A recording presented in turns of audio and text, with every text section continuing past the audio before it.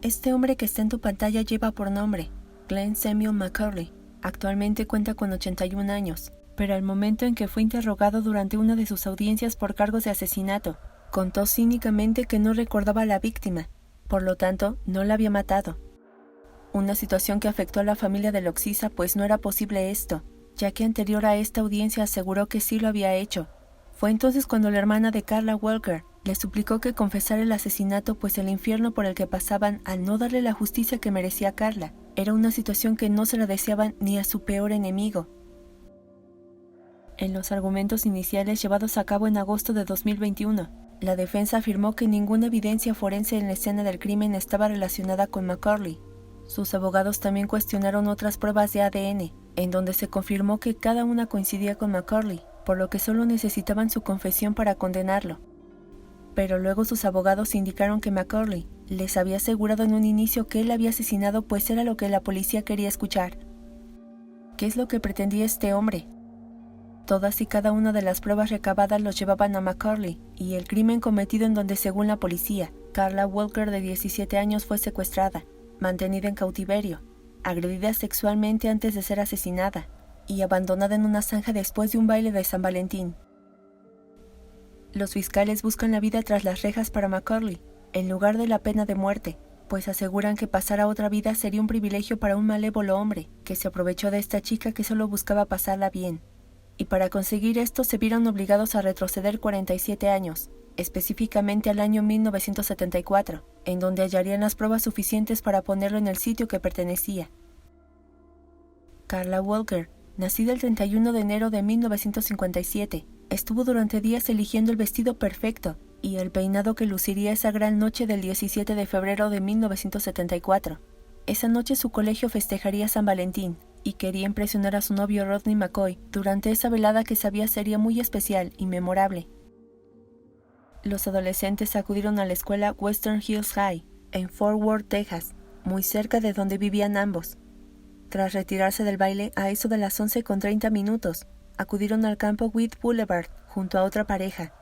Pasearon un rato y luego se quedaron solos cuando sus amigos se fueron. Ante esto, los jóvenes se quedaron dentro de un auto besándose. Karla estaba recargada en la puerta usando su bolsa como almohada, cuando de pronto ocurrió algo aterrador. Fue sacada a la fuerza y de forma violenta por un extraño, mientras su novio de 18 años trató de arrebatársela, pero el tipo le apuntó con una pistola calibre 22, haciéndole saber que lo mataría. Aún así se resistió a que se la llevara, por lo que continuó el forcejeo, pero fue imposible conseguirlo. Rodney recibió un agresivo golpe en la cabeza que lo mantuvo desmayado por 1 hora. Tras volver en sí, acudió a casa de los padres de Karla, de nombre Lytton y Doris Walker, para informarles lo que había pasado. Su padre, quien era un teniente retirado de la Fuerza Aérea, rápidamente acudió al sitio con su arma, pero lo único que encontró fue el bolso de su hija y el cargador del arma del agresor, que posiblemente se le había caído al atacante durante el forcejeo que hubo. Al lugar también se presentaron las fuerzas policiales locales, quienes buscaron desesperadas por todo el condado y por parte del estado. Interrogaron a Rodney para saber cómo era este hombre físicamente, a lo que el joven les dijo que su piel era blanca, de pelo castaño de corte militar, que llevaba en su cabeza un sombrero cowboy, medía aproximadamente 1,75 m, no pasaba de los 20 años, y vestía un chaleco verde brillante, así como pantalones cortos. Además apuntó que lo había visto conducir un Camaro, y no podía dejar de pensar que era de un condado cercano, pues su acento era tejano. A la mañana siguiente la búsqueda se intensificó, pero había nulas posibilidades de encontrarla, pues ninguna prueba se hacía presente. 2 días después la respuesta llegó a ellos. Su cuerpo sin vida, semidesnudo, ultrajado y torturado, había sido abandonado cerca de una alcantarilla debajo de una carretera, en Benbrook Lake. Presentaba signos de violencia como rasguños, moretones, y había sido abusada íntimamente. El asesinato conmovió a la opinión pública y las investigaciones comenzaron a ir en todas direcciones, pero sin resultados. Lo único que tenían en sus manos era su estudio forense, y este determinaba que la habían asesinado el mismo día en que fue encontrada. Tenía morfina en el cuerpo, y le habían quitado la vida estrangulándola manualmente. Además se quedaron con su ropa manchada de sangre, pero no había la tecnología que actualmente conocemos para que dieran con el culpable. Asimismo, En su cuerpo había fluidos corporales, pero era imposible saber a quién pertenecían. La impotencia se hizo más fuerte cuando se ofreció una recompensa para todo aquel que pudiera brindar información, pero éstas eran débiles y no les servían para nada. Al estar conscientes que no obtendrían algo interesante, revisaron expedientes anteriores, y aquí dieron con una fecha que poco a poco los fue llevando por el camino correcto. Y es que el 8 de febrero de 1973, es decir, un año atrás al asesinato, había ocurrido un caso similar, siendo la víctima Becky Martin, quien había salido de sus clases nocturnas. Su cuerpo fue hallado por la policía 7 semanas después de su desaparición, cerca de una alcantarilla de Fort Worth. La chica había sido asesinada de un disparo en el estómago y, al igual que Carla, presentaba signos de violencia extrema. Las autoridades intentaron juntar los dos casos, pero el estado en descomposición en el que se encontraba el cuerpo de Becky impedía que se le realizaran los estudios pertinentes, por lo que su caso se quedó por un tiempo olvidado y se enfocaron en el crimen cometido a Carla. Ahí estaban seguros que encontrarían lo que tanto buscaban para darle a ambas la justicia que merecían. A esto se sumó la confesión de los posibles asesinos. Uno de ellos fue Tommy Ray, de 21 años, acusado de asesinar a 2 mujeres. Y aunque Rodney aseguró que este joven era el agresor, lo exculparon de este crimen al no hallar pruebas suficientes. Los años pasaron y sus padres hicieron de todo para dar con el culpable. Incluso iniciaron su propia investigación, pero no tenían bases fuertes para dar con el asesino, y murieron sin conocer el rostro del criminal. Su hermano menor continuó con la investigación de sus padres, y aunque diariamente llamaba a las autoridades para saber cómo estaba el asunto de Carla, estos no podían darle más información que la que ya les habían dado a sus padres 45 años atrás, por lo que se hizo a la idea que el crimen de su hermana no tendría justicia.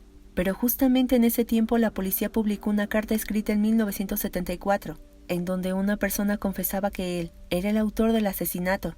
Se pedía que se identificara, pero nunca obtuvieron una respuesta. Al ser un caso sin resolver, se envió a un departamento distinto, en donde el oficial Wagner, junto a su compañero Bennett, se apoyaron en las prendas guardadas en el laboratorio, pero esto les costaría unos $20,000 al departamento de policías de Fort Worth, y era una investigación riesgosa, pues probablemente los fluidos hallados hace muchos años en la ropa ya habían desaparecido. Intentaron conseguir el dinero de este departamento, pero sus superiores se negaron, ya que este dinero se podía destinar a casos más actuales. Pero el oficial Wagner había dado un paso muy importante un año atrás, y pedir el dinero directamente al departamento de la policía solo formaba parte de su plan B, ya que producto de un trabajo de investigación es como pudo obtener el dinero. Todo inició con Vincent Strange, un aficionado que se dedicaba a analizar asesinatos ocurridos en el estado de Texas, y que había encontrado en el caso de Carla Walker algo que le intrigó. ¿Cómo era posible que nunca dieron con su asesino? Así que en su podcast invitó a Cindy y Jim, hermanos de Carla, quienes acudieron para dar su testimonio sobre este caso que había pasado al olvido. Vincent no tenía mucho alcance, pero por suerte esta emisión fue escuchada por una mujer jubilada del servicio postal de nombre Diane Good Kendall, quien había sido compañera de Carla durante sus años de escuela. La recordaba con aprecio, pues era una joven popular, carismática y nada prepotente, así que no podía entender por qué no habían seguido con su investigación.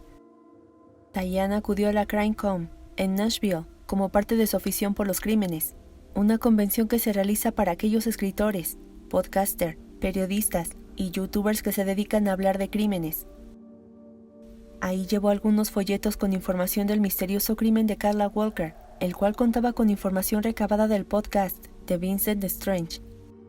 Por suerte, Paul Holes, un investigador de homicidios jubilado, quien había ayudado a resolver muchos crímenes que se creían impunes, recibió un folleto y, al sentirse intrigado, habló con su productor de su programa de crímenes emitido por la NBC para reabrir el caso. Gracias a él, el oficial Wagner pudo obtener el dinero que necesitaba para los estudios pertinentes. Así que las prendas fueron enviadas al laboratorio, pero en los resultados arrojados no se halló ninguna coincidencia con la base de datos nacional del FBI. El proceso siguió en 2020, y luego de ser enviados a otro laboratorio de genealogía forense, la investigación comenzó a rendir frutos, gracias a la persistencia, y tras varios años de incertidumbre, el ADN encontrado en una prenda íntima de Carla arrojó que había 3 posibles sospechosos, todos ellos hermanos que vivían en Fort Worth. Bastante cuidadosos buscaron el ADN de cada uno, hasta que lo consiguieron dentro de un contenedor de basura. La prueba fue enviada al laboratorio para saber si coincidía con el que estaba en la prenda, e inesperadamente la investigación tomó otro rumbo, pues tenía 99.9% de coincidencia, y para septiembre de 2020 se supo su identidad. Glenn Samuel McCurley, un sujeto que en su juventud se metió en problemas, estaba casado, tenía 2 hijos, y sus vecinos se referían a él como un buen hombre. La policía acudió al domicilio del hombre, quien aseguró que no sabía de qué le hablaban. Afirmó que no conocía a la joven, y para no complicarlo más le pidieron que diera voluntariamente una muestra de su ADN para apoyar su versión, a lo que el hombre hizo caso y permitió que el ADN quedara en un hisopo. Pero solo lo hicieron para demostrarle a este hombre con pruebas, así como a su esposa, que él era el asesino. Esta no era la primera vez que este hombre estaba en calidad de sospechoso. De hecho, en 1974, y tras dar con el cargador de la pistola calibre 22, los oficiales investigaron y entrevistaron a todos aquellos que habían comprado esa arma en el condado, y en esta lista aparecía Glenn Samuel McCurley, quien dijo que era un camionero que no se metía en problemas. En aquel entonces tenía 31 años, y decía que se le hacía absurdo que lo tomaran como sospechoso en la muerte de la joven, por el simple hecho de vivir a 1 kilómetro del sitio en donde desapareció Carla. Añadió que 6 semanas antes, alguien había robado su arma mientras se encontraba pescando. La noche del 17 de febrero de 1974, estuvo libre y su esposa no estuvo en casa, y dijo que si no había reportado el robo del arma, es porque tenía antecedentes de haber estado en prisión en 1961, así que ante el miedo prefirió hacer la perdediza.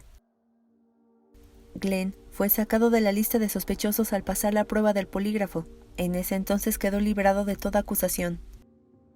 Esa imagen de buen hombre se fue acabando cuando la policía sospechó que tenían frente a ellos a un peligroso asesino en serie, y que estaba implicado en al menos 3 asesinatos perpetrados en los 70 y 80, y llegaron a especular porque coincidían entre sí, sobre todo por la forma en cómo las habían asesinado.